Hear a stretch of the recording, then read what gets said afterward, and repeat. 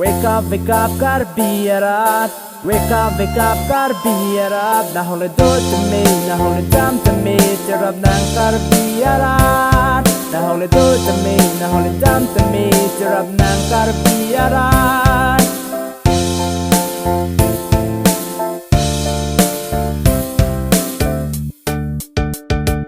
Ruang saram jiat pi kung ri, kelang me doi ri ri ti. Nesar ti falu kai si, nesar ti je jarem ti. Far anjir pi kung ri. Oh priya, oh priya, priya. Nang sanjau ta ve priya. Sing be marong tha, na hok len de sitang. Ne ka chung ho na zipi.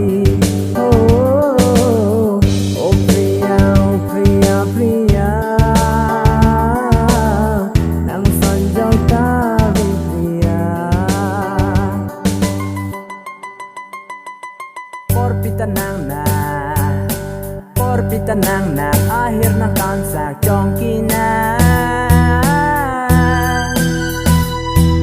neke pang jam lo jong he se ta ne long dun de lo neke pang jam lo jong he se ta ne long dun de lo